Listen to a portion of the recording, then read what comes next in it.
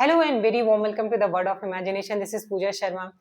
ये हमारा modern history का सेकंड क्लास है। इसके पहले वाली क्लास में हम लोगों ने एक समरी ले ली थी, एक ओवरव्यू ले लिया था मॉडर्न हिस्ट्री का, और यहाँ पे हम गवर्नर जनरल और वॉइसराय वाला जो पूरा टॉपिक है उसको हम कवर करेंगे।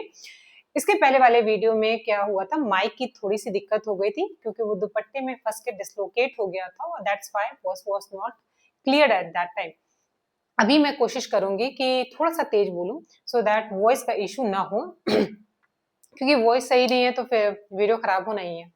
अब बात कर रहे थे, हमने लास्ट टाइम पे ईस्ट इंडिया कंपनी के बारे में बात किया था। कंपनी के साथ not only east India company बल्कि कई कंट्रीज से, चाहे वो फ्रांस हो, पोर्टुगीज हो या अलग अलग जगहों से इंडिया में ट्रेड करने के लिए कंपनीज आती थी। कंडीशन हो गई कि रेड रेट में सब उतर गई और फाइनली फ्रांस और ब्रिटेन आपस में एक बिगेस्ट एनिमी की तरह एक दूसरे के सामने आ गए। अब विलिंगली अनविलिंगली दोनों को पॉलिटिकल राइट्स चाहिए ही चाहिए थे, वरना उसके सिवा उनका पूरा जो ट्रेड था वो खत्म हो जाना था।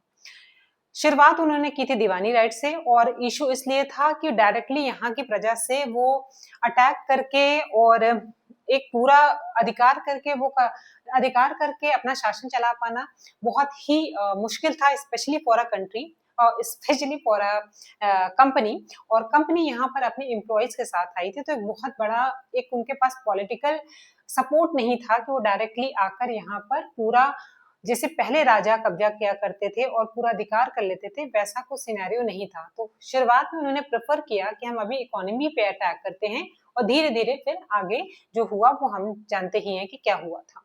तो शुरुआत में उन्होंने क्या, दीवानी राइट पे 1757 पे प्लासी हुआ, 1764 में बक्सर हुआ और उसके बाद फाइनल हो गया कि अंग्रेज यहाँ पर राज करेंगे। 1764 के बाद, बक्सर के वॉर के बाद 1765 में इलाहाबाद की संधि हुई और फाइनली उन्होंने बंगाल प्रेसिडेंसी को अपने कब्जे में ले लिया। बंगाल प्रेसिडेंसी इतना छोटू सा एरिया नहीं था, रादर बंगाल प्रेसिडेंसी में हमारा बंगाल तो आता ही था, बंगाल हो गया, बिहार वाला एरिया हो गया और उसके साथ ही साथ हमारा उड़ीसा का भी काफी बड़ा एरिया, तो ऑलमोस्ट ये सारा बंगाल के अंदर आता था। इस कंडीशन में उन्होंने क्या किया कि पहले दीवानी राइट लिया। दीवानी राइट मींस उस समय दीवानी राइट का मतलब होता था कलेक्शन ऑफ टैक्सेस। तो टैक्स कलेक्शन करने का जो राइट था वो अंग्रेजों के पास चला गया था। कुछ सर्टेन अमाउंट वो वहां के नवाब को दे दिया करते थे और नवाब भी उन्होंने अपने मर्जी से बैठाया था, जो एक पपेट था, एक कठपुतली था, जो उनके वेट अ मिनट, एक कठपुतली था जिसको अपने अकॉर्डिंग वो मोल्ड कर सकते थे। तो ये तो हुई शुरुआत ईस्ट इंडिया कंपनी की। और इसके बाद गवर्नर जनरल से रिलेटेड जो क्वेश्चंस आते हैं, वो गवर्नर जनरल के समय कौन सा था, फर्स्ट कौन सा था, सेकंड कौन सा था, कैसे सिनेरियो बिल्ट हुआ, उसमें किस किस तरह के एक्ट आए, या गवर्नर जनरल के खुद किस तरह के ड्यूटी से एक्ट उन्होंने, या किस तरह के कार्य किए, किस तरह का उनका वर्क था जो इम्पैक्ट डालता है सोशल, इकोनॉमिकल, पॉलिटिकल, ज्योग्राफिकल, इन सारे एस्पेक्ट्स पर। तो हमने लास्ट टाइम पे बात किया था कि किसी भी सब्जेक्ट को देखने के, किसी भी मुद्दे को देखने के बहुत सारे एस्पेक्ट्स होते हैं और हमें गलती से गलतफहमी हो जाती है कि ये सारे अलग अलग सब्जेक्ट्स हैं। Rather they are not the subject, they are only the prospective to see a particular thing. और एग्जाम में हम लोगों ने देखा था कि सोशल एस्पेक्ट्स हो सकते हैं, इकोनॉमिकल एस्पेक्ट्स हो सकते हैं, ज्योग्राफिकल और पॉलिटिकल। लास्ट टाइम पे हम लोगों ने इसके बारे में बात कर ली थी। आज हम उससे आगे बढ़ेंगे और एक छोटा सा, क्योंकि मेजर हमारा मुद्दा था गवर्नर जनरल से, तो दो ही हमारे हुए थे लास्ट टाइम पे, तो हम यहाँ पे एक बार रिकैप कर लेते हैं, शुरुआत कर लेते हैं, उन दोनों को एक बार कवर कर लेंगे और उसके बाद हम आगे, आज से उसके आगे की चीजें कैरी फॉरवर्ड करेंगे। तो ये रहा है हमारे दो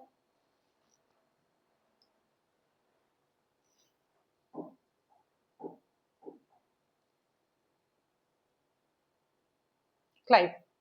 क्लाइव के बारे में, दोनों वॉर के बारे में बात कर चुके थे, किस तरह से उन्होंने ब्रिटिश सत्ता को अपने हाथ में ले लिया था और गद्दी पर मीर जाफर को एक पपेट की तरह बैठा दिया था। ये फैमिली मैटर में इन्वॉल्व होकर इन्होंने इसका साथ दिया था जाफर का, और उसको फाइनली पपेट की तरह यहाँ बैठा दिया सो दैट अपने नीड के अकॉर्डिंग इसको चला सके। बक्सर के युद्ध, फिर उसके बाद जो मीर कासिम था उसने सुजा उद्दौला और नवाब जो था शाह आलम द्वितीय, जो शाह आलम जीती और शुजाउद्दौला के साथ मीर कासिम ने मिलकर ये कोशिश किया कि हम फिर से अपने किंगडम को, अपने राज को वापस ले सके, बट अनफॉर्चुनेटली वो नहीं हो पाया। और पूरी उसके बाद फाइनली इसी के बाद इलाहाबाद की संधि हुई और जिसमें पूरा सिनेरियो ये बिल्ट हुआ। इसके बारे में हम ऑलरेडी बात कर चुके हैं।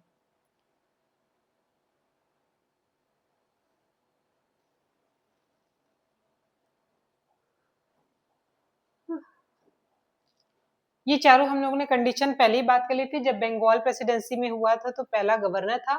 जब पूरे एरिया में एक्सपेंशन हो गया, स्पेशली सदर्न एरिया में एक्सपेंशन हो गया, तो गवर्नर जनरल ऑफ बंगाल की पोस्ट आई।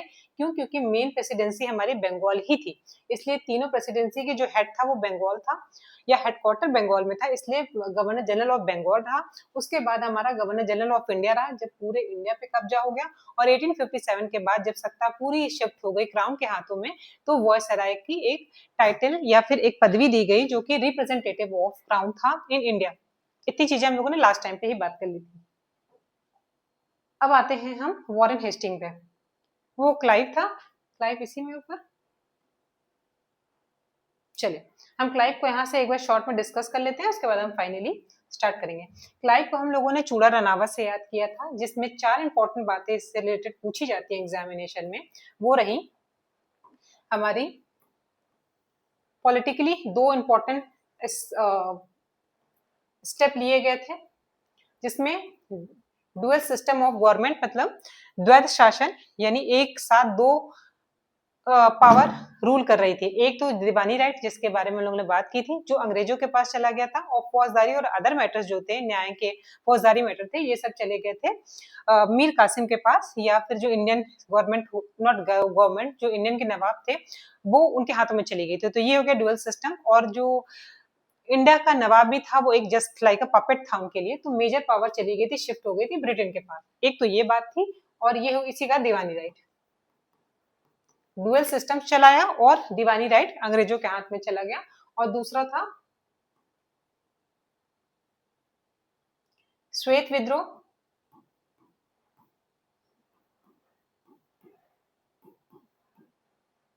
श्वेत विद्रोह और उसके साथ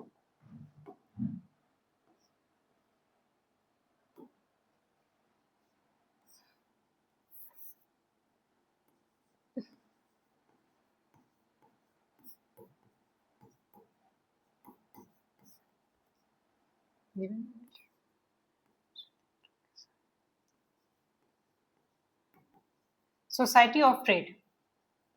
सोसाइटी ऑफ ट्रेड के जरिए उन्होंने कोशिश की, क्योंकि थे तो वो एक कंपनी ही थी, तो उनको अपनी बैलेंस शीट शो करनी पड़ती थी, जिसमें हमेशा नेगेटिव में शो करता था या लॉस में शो करता था। लेकिन इन रियलिटी जो ब्रिटेन के एम्प्लॉय यहाँ पर काम कर रहे थे, ईस्ट इंडिया कंपनी के जो एम्प्लॉयज थे, वो यहाँ पे करप्शन में, हाईली करप्शन में इन्वॉल्व थे, और जिसकी वजह से बैलेंस शीट उनकी जीरो जा रही थी, और नॉट ओनली जीरो, नेगेटिव में जा रही थी। तो इसकी वजह से उन्हें क्या करना पड़ा, सोसाइटी ऑफ ट्रेड बनाना पड़ा, ताकि ये करप्शन को रोकना पड़े। और ये हुआ किसके टाइम पे था, ये क्लाइव के बारे में है, ये पहला गवर्नर था क्लाइव। और इसको हम लोगों ने चूड़ा रनावत से याद किया था। उन्होंने कहा था कि दीवानी मस्तानी पहले मुझे मिलने वाली थी, कौन था वो हम लोग पीछे बात कर चुके हैं। और डुअल सिस्टम की डुअलिटी उन्होंने हमेशा दिखाया ही है, उससे हम लोगों ने एसोसिएट किया था। फिर श्वेत विद्रोह, इसी समय उन्होंने कोशिश की थी कि करप्शन को खत्म किया जा सके, और जो भी सो कॉल्ड इंडस्ट्री के फेयर लोगों ने उनके अगेंस्ट पर क्या कर दिया था, रिवोल्ट कर दिया था। तो ये 4 बातें आपको चूड़ा रनावत से याद हो जाएंगी। इसके बाद हम चलते हैं, ये पूरा इसके बाद कुछ और गवर्नर्स आए, फिर फाइनली हम शिफ्ट हो जाते हैं हेस्टिंग पे, जो कि था first governor general of Bengal. Bengal में 1777 में 1773 में एक एक्ट पास हुआ, that is called regulating act. Regulating मतलब जैसे गैस सिलेंडर में रेगुलेटर होता है, वैसे ही यहाँ पे काम तो कंपनी करेगी, लेकिन रेगुलेट कहाँ से होगा, उसका कान घुमाया जाएगा, वो इंग्लैंड से होगा। तो वहां से रेगुलेटिंग एक्ट बन के आना, यानी रूल रेगुलेशन बन के आना शुरू हो गए। और ये पहली बार इनकी पोस्ट चेंज करके गवर्नर जनरल ऑफ बंगाल कर दी गई। कब? जब बंगाल, मद्रास और बम्बई, यानी पूरा सदर्न एरिया, यहाँ तक कि पाकिस्तान का भी एरिया बम्बई में आता था उस समय, वो सारे एरिया में कब्जा किसका हो गया, अंग्रेजों का हो गया। और जो हेडक्वार्टर था वो बंगाल में था, इसलिए उस पोस्ट का नाम गवर्नर जनरल ऑफ बंगाल रखा गया था। ये 1773 की घटना हो गई। इसी में आया था सुप्रीम कोर्ट बनेगा, 1773 में आया था और बना कब था? अब आते ही तुरंत ही तो बन के बैठ नहीं जाएगा, हमारे यहाँ पार्लियामेंट बनने में इतना टाइम लग गया, तो इन्होंने तो ये तो बड़ी जल्दी काम कर देते थे। 1 साल के बाद यहाँ पे सुप्रीम कोर्ट बन गया और उसके 4 मेंबर थे। एक उसका चीफ जस्टिस थे और बाकी 3 और मेंबर थे। तो अब ये पूरा जितनी भी चीजें इंपॉर्टेंट चीजें देख लीजिए, फिर हमें एक स्टोरी में एक इमेज में आपको पूरा कवर करा देते हैं। पहले 1773 का एक्ट आया था जिसमें गवर्नर ऑफ बंगाल की पोस्ट इंट्रोड्यूस की गई थी। फिर सुप्रीम कोर्ट का कलकत्ता में सुप्रीम कोर्ट बना था। पिट्स इंडिया एक्ट 1784 में आया था और मराठाओं से युद्ध हुआ था। एशियाटिक सोसाइटी बनाई गई थी जिसमें एशियाटिक सोसाइटी ऑफ बंगाल में, ये किसके टाइम पे हुआ था? हेस्टिंग के टाइम पर हुआ था, लेकिन किया किसने था? विलियम जोन्स ने। और नंद कुमार का मुकदमा। अब इन सब चीजों को हम एक ही इमेज में निपटा देते हैं। तो ये रही इमेज हमारी। अब हम क्या करेंगे? एक ऐसा चैम्बर बनाएंगे। याद रखिएगा ये चैम्बर है, कोर्ट नहीं है। क्यों? क्योंकि इसके एक मेंबर का नाम ही चैम्बर्स था। इनके 3 और जज थे जिसमें से एक का नाम था चैम्बर, एक का नाम था हाइट और एक का नाम था ली मेस्टर। इसका जो हेड था इसका नाम था एमपे। लोकेशन देखते जाइए, ये बना रही है उसका मतलब ये कहाँ पे? ऊपर, मतलब अगर समझ लीजिए कि रूम है, एक चैम्बर है तो उसके ऊपर चढ़ के बैठे रहते थे, इसलिए हाइट पे याद रखिएगा। ली मेस्टर से आप मास्टर वर्ड याद रखिएगा, मास्टर माइंड, जो कि करप्शन में इन्वॉल्व होके किस तरह से एमपे, जैसे हमारे यहाँ रूप पे होता था वैसे उनका एमपे होता था। एमपे यानी पैसा दो और अपने हक में मुकदमा ले जाओ। तो ये था हमारा मिल, और उसके बाद चैम्बर, ये चैम्बर हमने बना ही दिया। इतनी चीजें होप सो इस इमेज से आपको याद हो गई होंगी। इसके बाद हम यहाँ पर बनाते हैं नंद कुमार, यहाँ पे खड़ा करते हैं एक नंद कुमार। यहाँ पे एक आदमी खड़ा कर दिया, ये है नंद कुमार, और इसको दे दी गई फांसी। यहाँ पे था बनारस और फैजाबाद, ये 2 संधियां हुई थी, ये दोनों हेस्टिंग के टाइम पर हुई थी।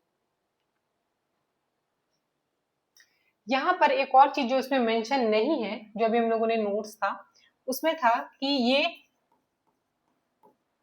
है राजकोष। राजकोष में इसको इसने शिफ्ट करके वापस ले आया था मुर्शिदाबाद से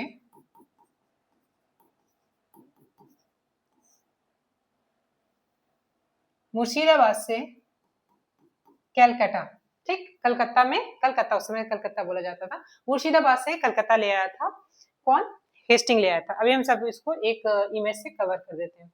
इतनी चीजें हो गई, फैजाबाद हो गया, ये 2 सीट हो गई। यहाँ पे 2 विमेन बैठा दीजिए, थोड़ा सा अलग रखिए। विमेन की बनारसी साड़ी में इस कलर की कर देती हूँ। इसने ये बनारसी कलर की साड़ी पहनी है और ये फिरोजी कलर का पैजामा कुर्ता इसने पहन रखा है। ठीक, दिखाई दे रहा है ये आपको? अब आइए हेस्टिंग के बारे में सब कुछ एक इमेज से याद करते हैं। हेस्टिंग को हम लोगों ने लास्ट टाइम पे बोला था कि हम हर्ष गुलजार, एक कॉमेडियन है जो कि बोलते बोलते बहुत हंसते हैं, तो हर्ष गुलजार का आप इमेजिन करोगे कि वो हेस्टिंग है, वॉरेन हेस्टिंग है। वॉरेन हेस्टिंग को याद रखिएगा, पहला जो आया था वो वॉरेन हेस्टिंग था। फर्स्ट गवर्नर ऑफ बंगाल जो था वो वॉरेन हेस्टिंग था। और कंफ्यूज मत होइएगा गवर्नर और गवर्नर जनरल ऑफ बंगाल में और वॉरेन हेस्टिंग और लॉर्ड हेस्टिंग में, ये वॉरेन हेस्टिंग था जो पहले आया था। इन्हीं सब चीजों में आपको कंफ्यूज करेगा। एक एग्जामिनर कहाँ खेल सकता है, अगर आपको ये पता है तो you are good to go. आपको पता होगा कि किस तरह से एग्जाम को कॉन्कर किया जाए। ठीक, तो ये हो गया मुर्शिदाबाद से वो खिसका कर। एक और वन मोर थिंग, यहाँ पर इनका नाम, इनका भी कलर चेंज करो वरना मिक्स हो जाएगा। ये है कुछ जमींदार। इकोनॉमिकल एस्पेक्ट्स में एक और चीज हुई थी कि इसने ठेका सिस्टम ले आया था। अब भूमि सुधार में क्या करता? भूमि सुधार ये था कि भूमि बर्बादी था, भूमि सुधार तो नहीं बोलना चाहिए इसे। इसमें क्या किया इन्होंने कि एक ठेका सिस्टम लाया कि जमींदारों को की बोली लगवाई, जैसे नॉट जमींदारों की बोली लगवाई, जैसे ऑक्शन होते हैं वैसे जमींदारों को बुला के एक लैंड अलॉट कर दिया कि ये लैंड आपका, कौन कितनी ज्यादा बोली लगा सकता है हम उसको लैंड दे देंगे। पहला पैसा कमाने का तरीका। पैसा कमाने के बाद जो हाईएस्ट बोली लगेगी उस पे जाएगा, तो लैंड का प्राइस ऐसे ही उनके लिए बढ़ गया। दूसरा एक बहुत ही हाई लेवल का उन्होंने 10/11 का समथिंग उन्होंने टैक्स लगा दिया। तो एक इतना हैवी अमाउंट उन्होंने पहले तो उस पे लगा दिया लैंड पर कि उन्हें टैक्स पे करना है। फिर एक सर्टेन टाइम डिसाइड कर दिया कि इतने टाइम में आपको टैक्स आके सूरज ढलने से पहले आपको टैक्स जमा कर देना है, वरना एक्शन लिया जाएगा और जमीन जा सकती है। तो एक ये बाउंडेज लगा दिया।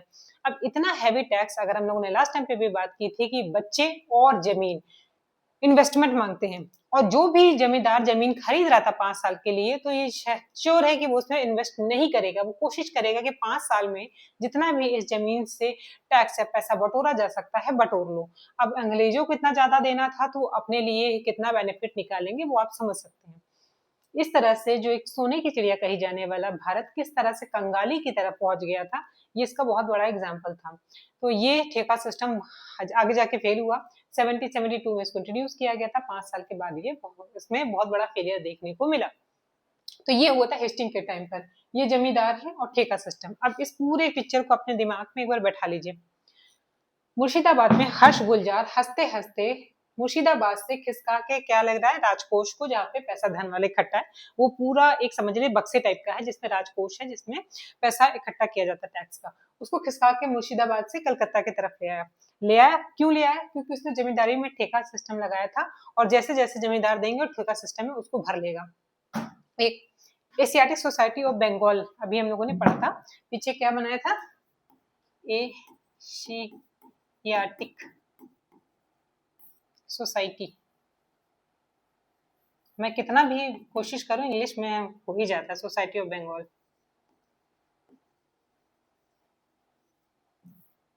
इसको भी इंग्लिश ही कर दे रहे हैं, Asiatic society, Asiatic society of Bengal भी इन्हीं के टाइप पे बनी हुई थी। तो ये यहाँ पे किसका लाया कि जो टैक्स मिलेगा उससे हम यहाँ पे एक एशियाटिक सोसाइटी ऑफ बंगाल का फॉर्मेशन करेंगे। इसके साथ ही इसने क्या किया, तभी इसी बीच में नंद कुमार ने हेस्टिंग पर मुकदमा डाल दिया। मुकदमे में रियलिटी ये थी, मैं नंद कुमार के बारे में थोड़ी सी इंफॉर्मेशन दे दूं।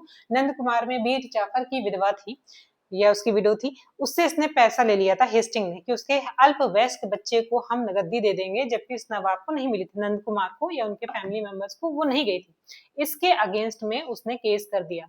और चूंकि आपने हम सिनेरियो समझा ही चुके हैं कि किस तरह से यहाँ पे करप्शन था, उसने एमपे यानी मनी पे करके हाइट पे बैठे जो मास्टरमाइंड वाला आदमी था उससे उस चैम्बर में जाके, चैम्बर में बैठे हुए हाइट पे बैठे हुए मास्टरमाइंड को एमपे मनी पे करके मुकदमा अपने हक में करवा लिया और नंद कुमार को दे दी गई फांसी।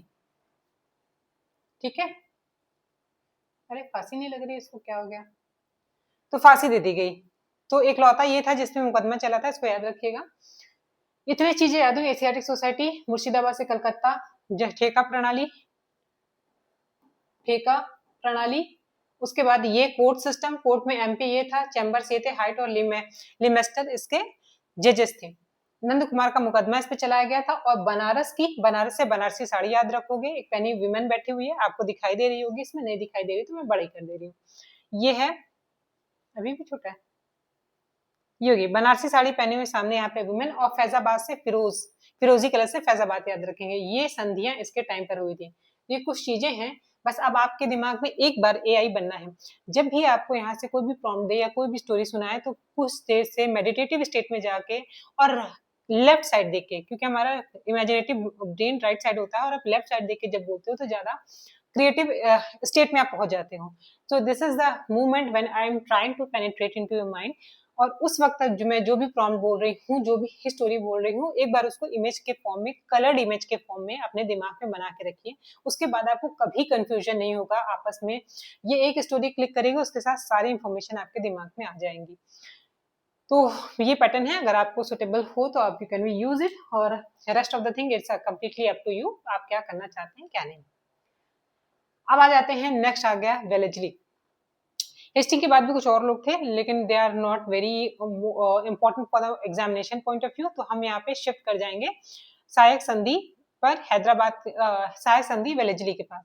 अब वेलेजली को आप एक चिपचिपी जेली से इमेजिन करोगे, एक ब्रिटिश यूनिफॉर्म पहना हुआ एक आदमी इमेजिन कर लिया, उसके ऊपर एक सर पे उसकी हेड की जगह पे एक जेली लगी हुई है, कर लिया। उसने लोगों से कहा कि मैं सहायता करूंगा तुम्हारी, और आप मुझे अपने रहने के लिए मुझे जगह दो और मेरी टुकड़ी रखो, जो रेजिडेंट होती हैं या फिर एक जो सेना की टुकड़ी होती है ब्रिटेन की, तुम अपने यहाँ पर रखो, उनका खर्चा पानी तुम देखो और मैं आपकी सहायता करूंगा। और यही संधि वो बगल वाले से भी कर लेता था, यही संधि तीसरे से कर लेता था। अब जब सबके यहाँ कर लिया है तो सबसे पैसा भी ले रहा है, अपने कुत्ते भी पलवा दे रहा है उनसे। और देखिए कितना गजब दिमाग लगाते थे कि पांचों इनके 18 उंगली जो होती थी वो घी में होती थी, 18 नहीं 28 उंगली इनकी घी में होती थी। हर तरह से ऐसी पॉलिसी अपनाते थे कि जिनमें हर तरफ से इन्हीं का फायदा होना है। पूरा इनके कुत्तों को पाल दिया इंडिया ने, सहायक संधि कर ली तो सबसे पैसा लिया। अब जब सबसे पैसा लिया हो तो आपस में भिड़ने नहीं देगा, और बट ऑब्वियसली फायदा किसका हुआ, सिर्फ अंग्रेजों का। और उसके बाद सबके राज्य में घुसने का, बैठने का, इशू जानने का, इन्वॉल्व होने का, लोगों को आपस में तोड़ने का मौका भी इनको मिल गया। तो हर तरह से इंगली इन्हीं के घी में होती थी। सहायक संधि में इन्होंने सबसे पहले किससे किससे सहायक संधि की वेलेजली ने, हैदराबाद। इसके बाद एक स्टोरी बता देती हूँ, इससे आपको याद रहेगी। है मैसूर अवध में, है मैसूर अवध में मराठा पेशवा बाजीराव तंजो। देखिए एक चीज इसमें और नहीं दी हुई है, पहले हैदराबाद से हुआ था, दूसरा है मैसूर, तंजौर, तीसरा था तंजौर, और चौथा था अवध। दिखाई दे रहा है?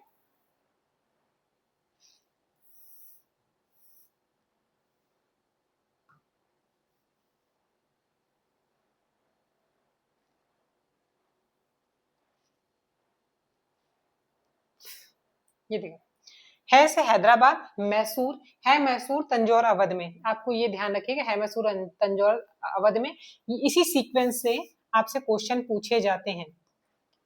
एक ये पूछे जाएगा, दूसरा क्वेश्चन आपसे पूछा जाता है कि सबसे पहला राज्य कौन था, तो वो हैदराबाद था। और सबसे पहला शासक कौन था, तो वो था पेशवा। पहले इन तीनों का, इसमें सिर्फ अवध तक ही दिया हुआ है। इसमें मराठा संघ से जो 22 की संधि, कुछ गलत लिखा हुआ है इसमें, समथिंग, इस संधि का नाम बरसाई की संधि था, नॉट 22 की संधि। बरसाई की संधि में मराठा संघ से इन्होंने का वो हुआ था, जिसमें पेशवा बाजीराव को भी इसने अपने गिरफ्त में ले लिया था। तो पहले तो ये तीन है, अगर सब पूछ लेता है तो तभी हमने सबको यहाँ रख दिया था। पहले अगर राज्य से पूछे तो है मशहूर तंजौर अवध में, है मशहूर तंजौर अवध में, है मशहूर तंजौर अवध में। है हैदराबाद, मशहूर मैसूर, तंजौर, तंजौर और अवध, अवध और तंजौर आप समझ गए क्या है। उसके बाद सबसे पहला शासक था पेशवा।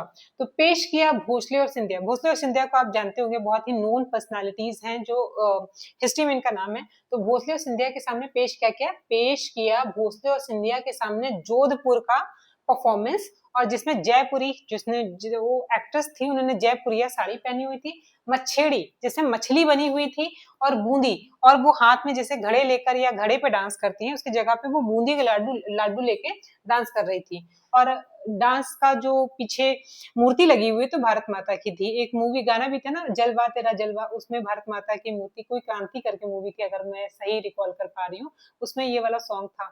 और पीछे भारत माता की मूर्ति थी, दुर्गा माता की मूर्ति बदल के भारत माता की मूर्ति रखते हैं, तो ये वाला आप याद रख सकते हो इससे। पेशवा पेश किया भेशवा पेश किया भोसले और सिंधिया के सामने जोधपुर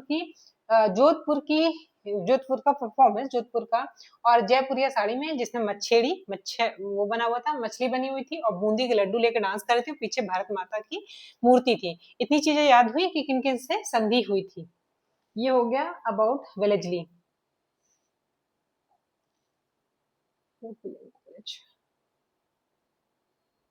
इसी के टाइम में फोर्ट विलियम कॉलेज की भी स्थापना हुई थी, जिसमें आईसीएस की ट्रेनिंग वगैरह दी जाती थी। तो आप एक और पॉइंट इससे एसोसिएटेड याद रख सकते हो। चौथा आंग्ल मैसूर युद्ध, टीपू सुल्तान के जो डेथ हुई थी, हारा था, वो भी वेलेजली के टाइम पर हुई थी।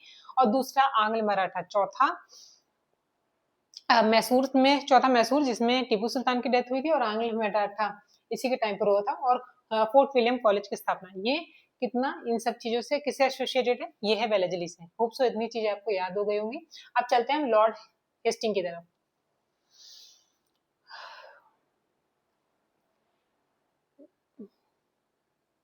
मिंटो में चार्टर एक्ट 1813 आया था, वो बहुत इंपॉर्टेंट नहीं है। अब मैंने कहा था ध्यान रखिएगा, लॉर्ड वॉरेन हेस्टिंग और लॉर्ड हेस्टिंग में कंफ्यूज मत होइएगा। वो वाला था वॉरेन हेस्टिंग, ये है लॉर्ड हेस्टिंग। लॉर्ड हेस्टिंग के टाइम पे तीसरा आंग्ल मराठा युद्ध हुआ था। हाँ, राजवंशी प्रथा की शुरुआत हुई थी। ये कौन सी प्रथा है? पता नहीं, ये सही लिखा है या फिर, चलिए, प्रेस पर प्रतिबंध हटाया गया था लॉर्ड हेस्टिंग के टाइम पे। और भी कुछ इंपॉर्टेंट चीजें हुई थी, मैं आपको यहाँ पे लिख देती हूँ। इसमें मराठों का और पिंडारियों का दमन और नेपाल से संधि।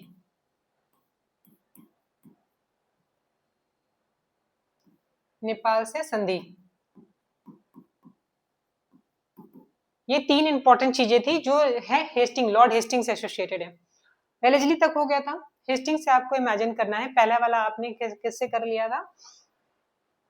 हर्ष गुलजार से। इस वाले हेस्टिंग को या लॉर्ड हेस्टिंग को, they are called themselves lord, हमें बोलना भी नहीं चाहिए, लेकिन अब क्या करें, उनसे कोई नहीं कहता था तो खुद ही माई बाप बन जाते। जैसे हमारे यहाँ गरीब लोग ज्यादातर बड़े लोगों को माई बाप बोलते हैं, they are also called themselves lord. Lord मतलब भगवान, अपने आप को बता के रखते थे। अब कितने अच्छे भगवान थे यही जानते हैं, या हम भी जानते हैं। तो ये रहे लॉर्ड हेस्टिंग के बारे में बात करते हैं। अब अगर आप लोगों ने क्रांति मूवी देखी होगी, क्रांति नहीं, तिरंगा मूवी, तिरंगा मूवी में एक विलन था गेंडा स्वामी। उसका फेस याद है? कितना खतरनाक एक्टिंग की थी उसने, घिनौनी वाली। उस घिनौने वाले हेस्टिंग को यहाँ पे आप इमेजिन करिए, उसको, उसका फेस अपने दिमाग में लाइए। और उसने क्या किया था? मराठों का और पिंडारियों का दमन किया था। आप इस तरह से याद कर सकते हैं। और सॉफ्ट इमेज रखना चाहें तो आप याद करिए कि आपका कोई नेपाली फ्रेंड है, किसी के घर में डेथ हो गई है। इमेजिन करिए, किसी के घर में ना हो भगवान, लेकिन सपोज करिए कि किसी के घर में डेथ होगी, आप अपने नेपाली फ्रेंड के साथ वहां पर पहुंचे और आपसे कहा गया है कि पिंडा, आप जानते हो क्या होता है? हमारे यहाँ क्या होता है, अभी शुरुआत भी होने वाली है पितृपक्ष की। पितृपक्ष में हम लोग जो हमारे पितृ थे जो अब नहीं है, उनको पिंडा, बड़े बड़े पिंडे, चावल के पिंडे चढ़ाए जाते हैं, पूजा होती है। तो इसमें पिंडे, चावल की जगह पर हमारे यहाँ खोए का बनता है, तो खोए के पिंडे चढ़ाए जाते हैं। तो वो वाले पिंडे आपको लाने के लिए बोला गया है। तो आप अपने नेपाल फ्रेंड के साथ पिंडे लाने गए हो। और मराठों, और कहा गया है कि पंडितों को मट्ठा पिलाना है, मट्ठा खिला देना है अपने पूजा के समय। तो ये तीन चीजें पहले आप याद कर लो। इमेजिन कर पाए इतनी चीजें? नेपाली फ्रेंड के साथ गए हो, क्या पिंडा पाने के लिए पिंडा लेने गए हो, और मट्ठा लेने गए हो जो कि पंडितों को खिलाना है। इतनी चीजें याद हुई। अब नेपाल में याद रखिए, जब आप जा रहे हो तो नेपाली फ्रेंड के साथ, अब यहाँ पे नेपाल की जो संधि हुई थी बहुत इंपॉर्टेंट, नेपाल की संगौली की संधि। नेपाल में संगौली की संधि हुई थी। संगोली की संधि हुई थी, संगोली या संगौली जो भी था, करेक्ट प्रोनाउंसिएशन आप चेक कर लीजिएगा।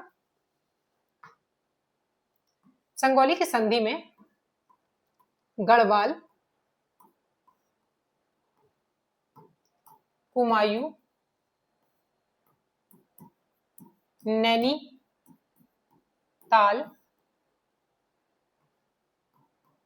रानीखेत,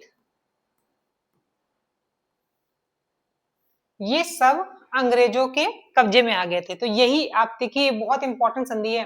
अभी कुछ समय पहले ये न्यूज में भी थी, ये हुई थी 1816 में। 1814 में वॉर हुई थी, 1816 में ये संधि हुई थी। संगोली की संधि में ये सब चीज, गढ़वाल, कुमायूं, नैनीताल, रानीखेत, ये सब अंग्रेजों के कब्जे में आ गए थे।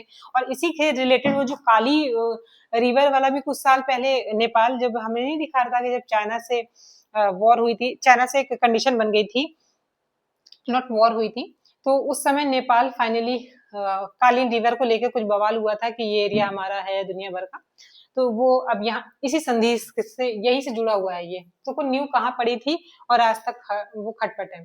गढ़वाल से हम याद रखेंगे गढ़, शंकर जी के गढ़ के हम लोगों ने याद रखा था ज्योग्राफी में, वही गढ़ को इमेजिन करिए यहाँ पे। अब आप जा रहे हो नेपाल, मतलब पिंडा पारने के लिए और माठा लेने के लिए, उस समय आपको कहाँ जाना है, रानी के खेत में। एक खेत है जो रानी का खेत कहलाता है, वहां पे शंकर जी के गढ़ तपस्या करते हैं और वो कुमारे हैं या आप कुमारे हो, जिसको भी इमेजिन करना चाहो, तो वो कुमारे गढ़ वहां पे तपस्या कर रहे हैं। अगर आपने गलती से कुछ ऐसा कर दिया तो वो आपसे रुष्ट हो जाएंगे और उन्होंने तीसरी आंख अगर खोल दी आपको तो आप भस्म। इतना इमेजिन कर पाए। इसमें आपकी ये पूरी स्टोरी समा गई जो लॉर्ड हेस्टिंग से एसोसिएटेड है। तो होप सो आपको ये सारी चीजें याद हो गई हूँ।